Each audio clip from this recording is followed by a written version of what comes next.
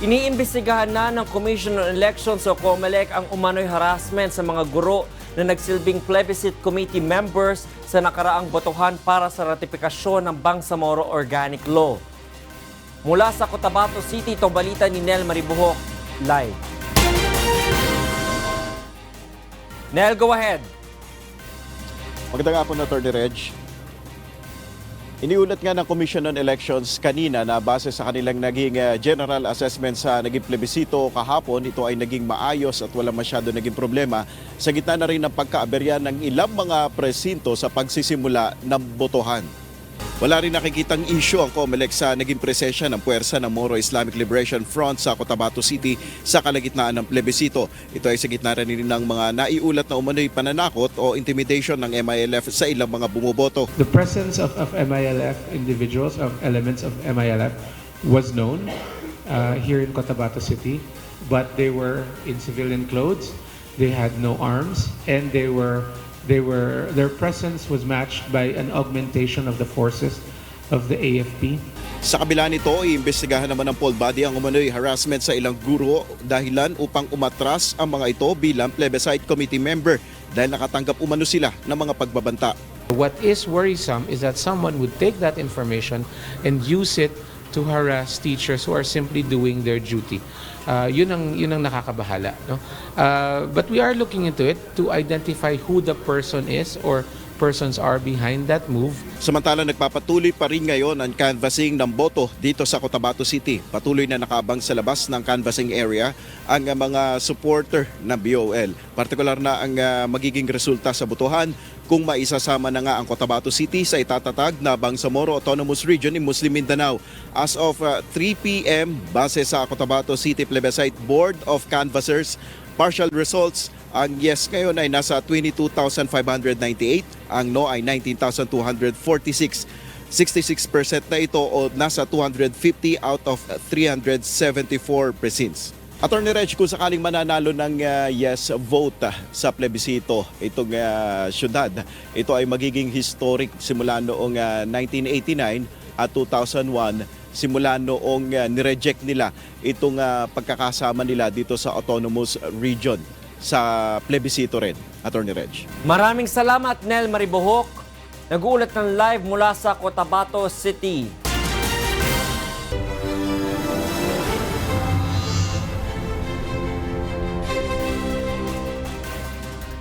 Idineklara ng areas of concern ng Commission on Elections, Philippine National Police at Armed Forces of the Philippines ang ilang barangay sa Eastern Visayas kaugnay ng nalalapit na national elections.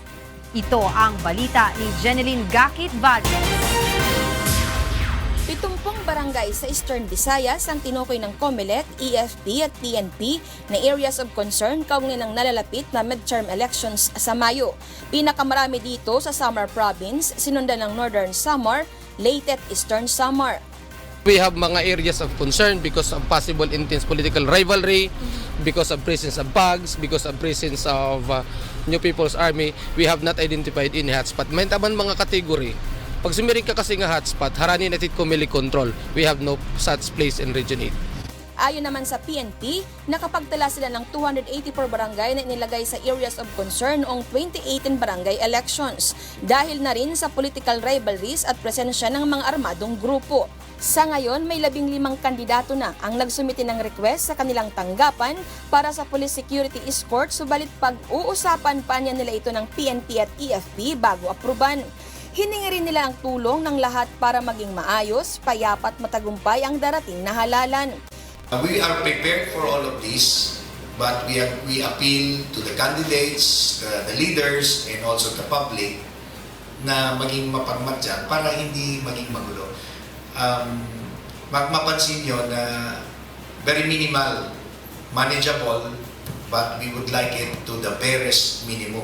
Bukod naman sa pag-deploy ng karagdagang security forces, maglalagay rin anya sila ng random checkpoints sa iba't ibang bahagi ng rehiyon. Sa kabuuan, may mahigit sa 3 milyong registered voters ang Eastern Visayas ngayong darating na eleksyon. Jeneline Gakit Valdez, UNTV News and Rescue, Tacloban City. Tulong muna! Bago! Balita! Tatlong magkahiwalay na aksidente sa Butuan City ang nirespondihan ng UNTV News and Rescue Team kagabi. Ito ang balita ni Raymond Octubre. Pasado alas 8 kagabi nang respondihan ng UNTV News and Rescue Team si Carl Gabriel Cultura matapos sumemple ang kanyang minamanihong motor sa may viaduct Bansa, Butuan City. Agad nilapatan ng pangunang lunas ng grupo si Cultura na nagtamo ng posibleng bali sa kanyang kanang kamay. Ayon kay Cultura, papunta siya sa downtown area sakay ng kanyang motorsiklo, ngunit nasilaw siya sa ilaw ng kasalubong na motorsiklo. Nawalan siya ng kontrol sa minamanihong motor at nasagasaan ng isang aso na naging dahilan upang matumba siya. Matapos lapatan ng pangunang lunas, dinala ng grupo sa Butuan Medical Center ang biktima. Samantala, nirespondihan din ng grupo ang 76 anyos na si Eduardo Salazar na sugatan matapos mabundol ng isang motorsiklo sa may JC Aquino Avenue pasado alas 11 kagabi. Nagtamo ito ng bukol sa ulo at sugat sa iba't ibang parte ng katawan na agad namang binigyan ng first aid ng UNTV Rescue at pagkatapos ay isinugod sa Butuan Medical Center. Dinala naman sa malapit na police station ang nakabangga sa biktima na si Jomel Bigornia para sa investigasyon. Sa salaysay ni Bigornia, bigla umanong bumalik si Salazar matapos makatawid sa pedestrian lane kaya hindi niya ito naiwasan. Tinulungan din ng UNTV News and Rescue Team ang isang 7 taong gulang na bata sa barangay Villa Calanga matapos itong matusok sa daliri ng isang fishing hook. Kinilala ang biktima na si John Michael Lapining.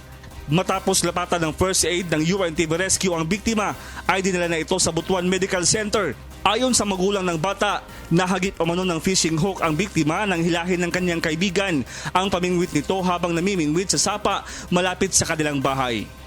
Raymond Octubre, UNTV News and Rescue, Butuan City.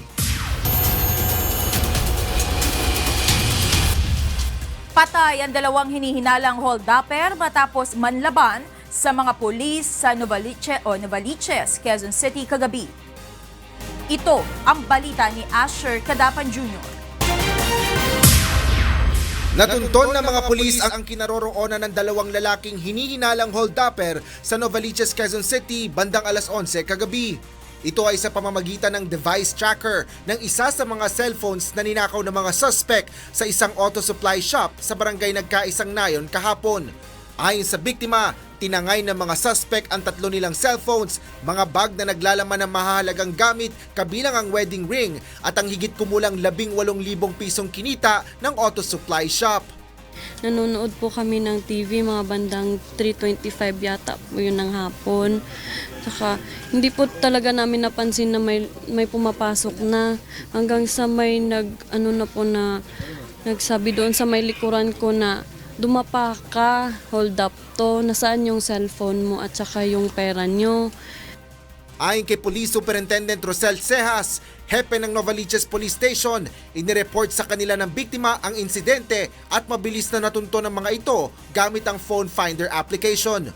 Bunsod nito, nagsagawa ng follow-up operation ng mga pulis at naabutan ng mga suspect na ilang araw nang nagkukuta sa isang abandonadong barracks ng mga construction worker sa barangay Gulod. So pagbabasa ng tropa dito sa street, pinutukan na sila sir ng isa rito sa mga nasa loob.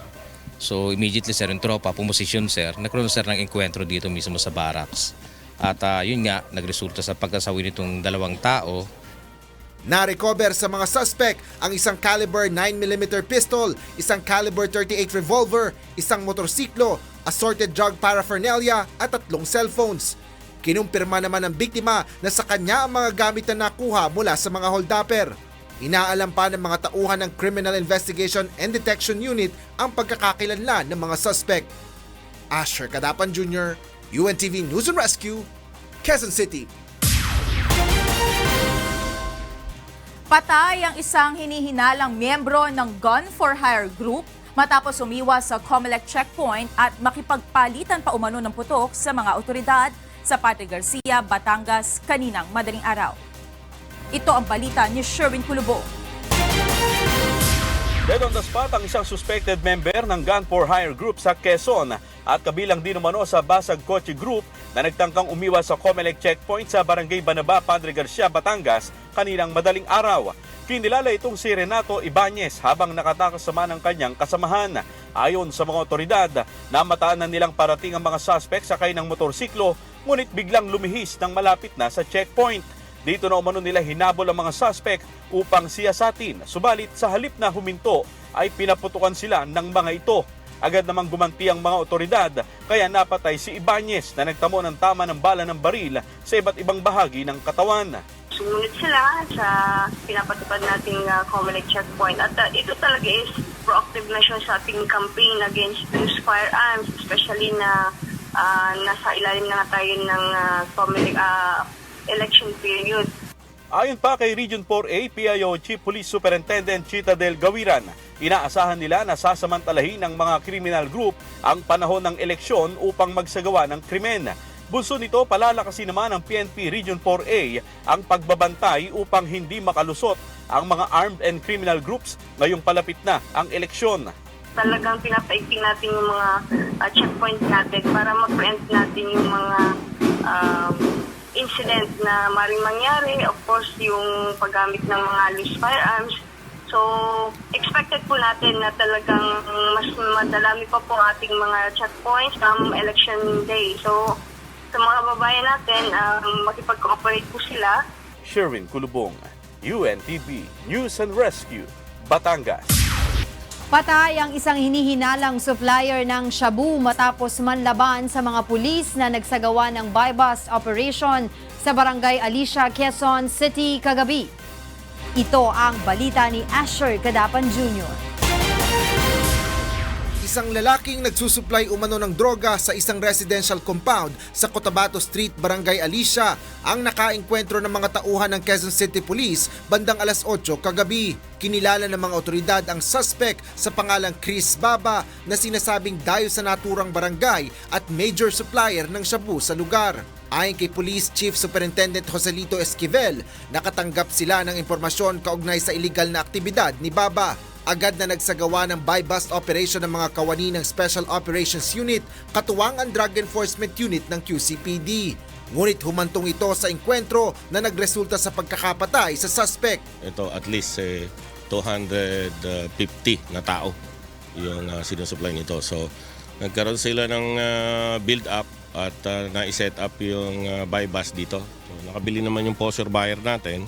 Pero nagkabunutan ng barel nung mahalata na siguro nakaamoy na pulis yung ating posture buyer at nagkaputukan sila dyan.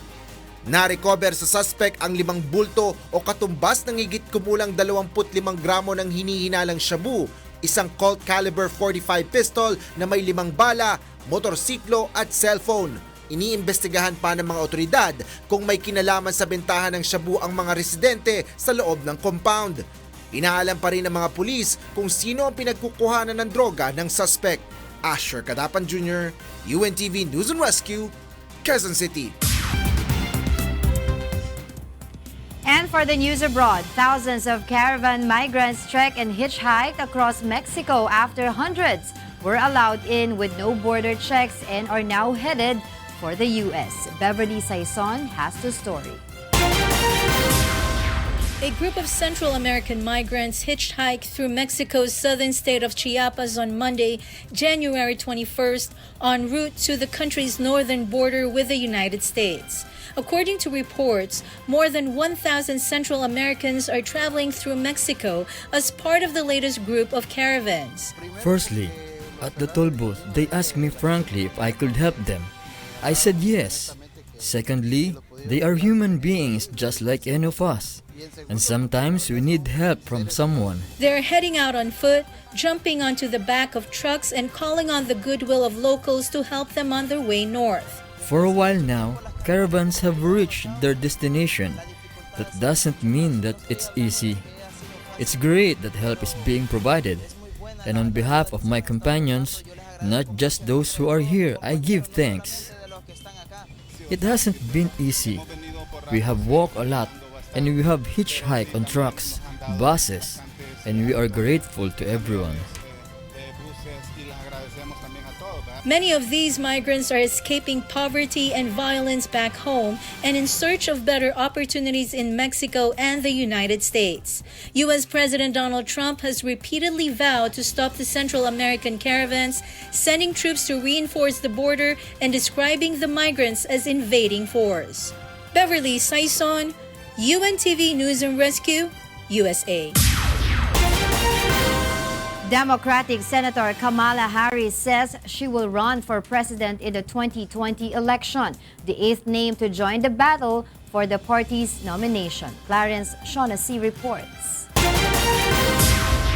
First-term Democratic Senator Kamala Harris of California, a rising party star and outspoken critic of President Donald Trump's immigration policies, launched her 2020 campaign for the White House on Monday, January 21st, by touting her background as a prosecutor. I am running for president of the United States. Harris, 54, the daughter of immigrants from Jamaica and India, enters the race with the potential advantage of being the Democratic candidate who looks most like the party's increasingly diverse base of young, female, and minority voters. I feel a sense of responsibility to stand up and fight for the best of who we are. She timed her announcement for the U.S. Martin Luther King Jr. Day holiday, honoring the slain civil rights leader, saying he was an aspirational leader. Harris, a former California State Attorney General, has become popular with liberal activists for her tough questioning of Trump's administration appointees and officials, including Supreme Court nominee Brett Kavanaugh and former Attorney General Jeff Sessions during Senate hearings. We must be smart. We must understand the power that we have, the strength that we have. That is about military power. It is about diplomatic power. It is about the power that we have in terms of what has been, until recently, our moral authority in the world and our ability to work with our allies. Harris's campaign will focus on reducing the high cost of living with the middle class tax credit, pursuing immigration and criminal justice changes, and a Medicare for all healthcare system, aides said. She has said she will reject corporate political action committee money. Clarence Shaughnessy, UNTV News and Rescue, USA.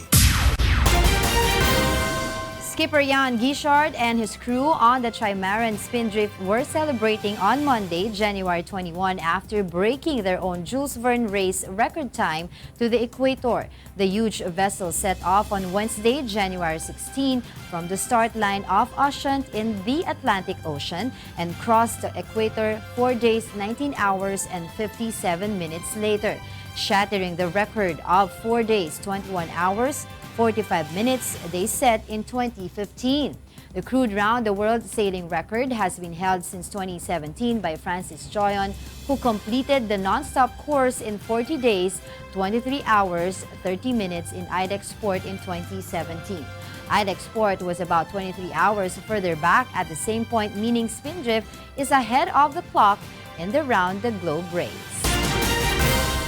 In other news, the Ramat Gan Safari announced Monday that one of its rhinoceroses had given birth to a healthy female calf, and judging by her behavior, so far the newborn had inherited her mother's adventurous spirit. Asher Kadapan Jr. has the story.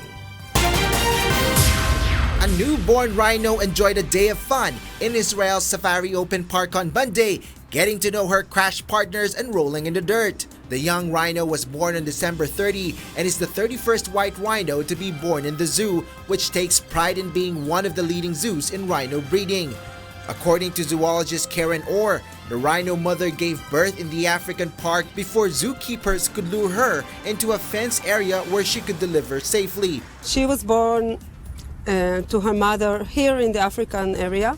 Usually we try to encourage mom to go inside a fenced area where she can deliver quietly and with no disturbance. It didn't happen, but we managed to lure her and the baby in. Unfortunately, the little baby was a bit bored in the fenced area, wanted maybe to explore the African park and the rest of the animals here, and she went out. Both mother and baby rhinos stayed in a safe, fenced area for a few more weeks before the newborn managed to get out of it and began exploring her new home while still staying close to her mother for much-needed protection. The latest newborn mammal is still to be named, a spokeswoman for the safari told Reuters. Asher Kadapan Jr., UNTV News and Rescue.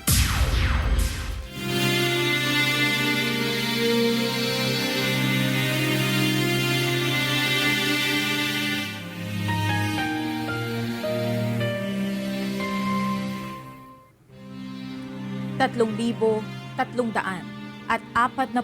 araw na po ang nakalipas mula na maganap ang malagim na Maguindanao Massacre. Ngunit hanggang ngayon ay naghahanap pa rin tayo ng katarungan sa mga biktima ng malagim na krimen. At sa tila madilim na hinaharap ng kaso, hindi po bibitiw ang UNTV sa labang ito hanggang makamit ang katarungan, hindi lamang para sa aming 4 na kasamahan, kundi sa lahat ng mga biktima ng karumal-dumal na pamamaslang.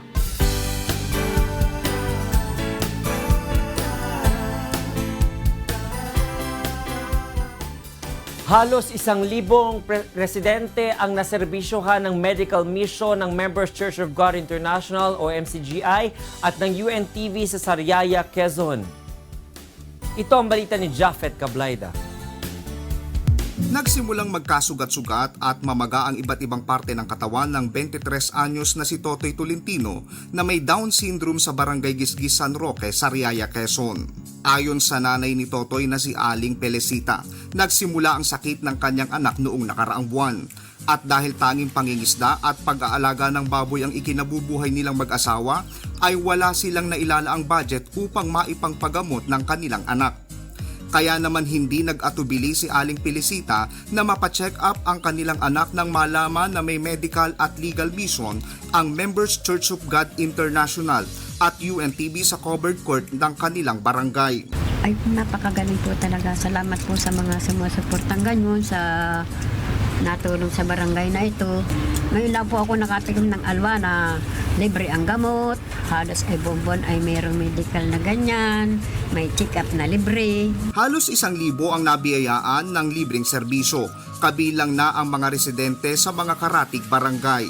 Tulad ng optical, pediatric and medical adult consultation, pre-eyeglasses, dental extraction at legal consultation. Una-una, nagkaroon po tayo ng legal counsel na hindi naman po pangkaraniwang nangyayari. Kasi kumbaga, pag lumapit ka sa abogado ay medyo may kalakihan ang bayad. Nasa inyo na lahat. Basta lahat na talaga. Kumbaga, all in one. Sa Roque, kami po ay nagpapasalamat sa UNTV sa kailang pagtulong po sa aming barangay. Madami po silang natulungan at lalong higit po ay nakatulong sila sa mga taong walang-wala at sa mga sakit po, mga may sakit, mga pagpapagupit po sa pagpapasalmin, sa dental clinic po, kami po ay lubos nagpapasalamat sa samahan po ng UNTV. Labis din ang kaligayahan at pasasalamat ng mga staff, doctors at volunteers ng medical mission dahil sa mabuting pagkakataong makagawa ng mabuti sa kapwa.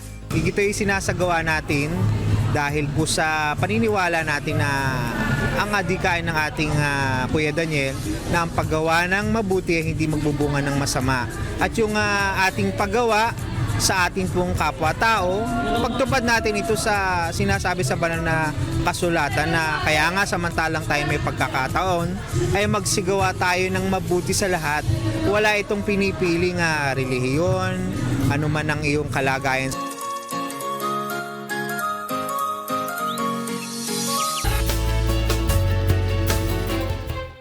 Isang international Filipino sculptor ang nanalo sa 28th Valois International Ice Sculpture sa France. Ito ang balita ni June Garrido. Isang Filipino ang kinilala ang angking talento sa larangan ng sculptor sa katatapos lamang na 28th Valois International Ice Sculpture Competition sa Valois, Savoie sa southeastern France. Ang 46 na taong gulang na intern na si Rohel Cabisidan ay tinaguri ang King of Ice Carving dahil sa kanyang ice sculpture na pinamagatang Sitting.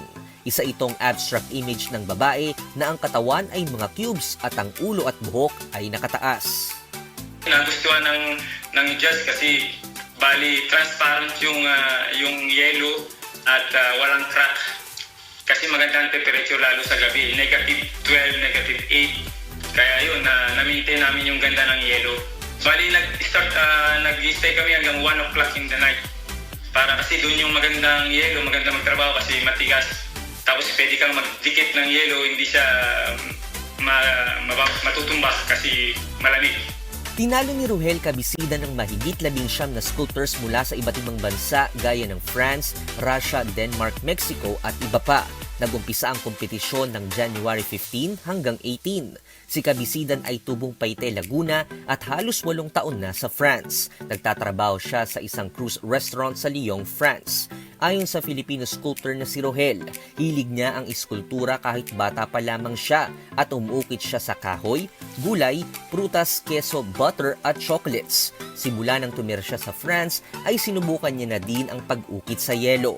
Proud ang Filipino international sculptor dahil nakapagbigay siya ng karangalan sa mga kapwa niya Filipino at bansang Pilipinas. Ako siyempre talagang proud, 100% proud Filipino. June Garin, UNTV, News and Rescue, Paris, France. Nagsimula na kagabi ang semi-final round ng Wish Covery Season 2, The Singer and the Song. Unang sumalang ang Wish Coveries ng Camp Rani Raimundo. Ito ang balita ni Leslie Longbowen.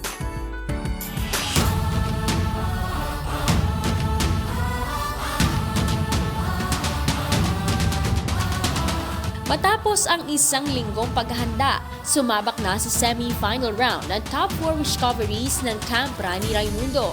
Mula sa North Luzon, nagbiyahe pa ang Wish Coveries upang makarating at makapag-perform sa Wish Bus. Sila ay sina Rando Manalos,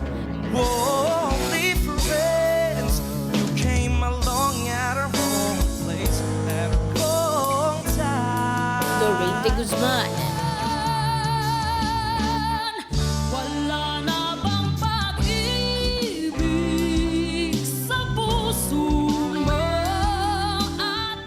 Jemmy Picardal,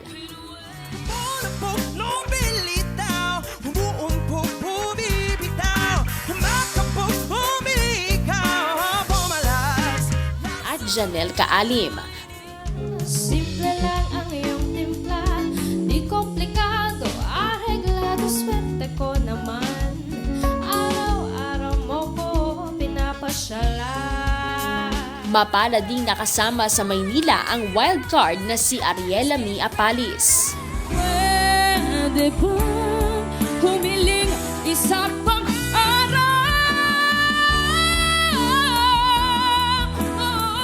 Ang mga pumasa sa knockout battle ay sina Jemmy at Ariela Mi.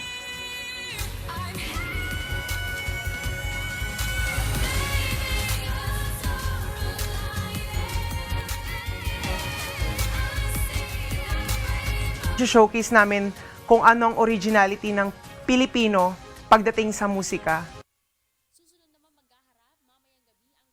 Junji Marcelo upang kilatisin kung sino-sino ang sasabak sa susunod na round.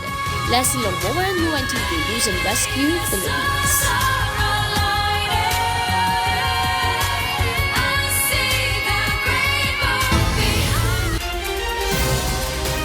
At yan ang naging kabuuan ng ating balitaan ngayong gabi.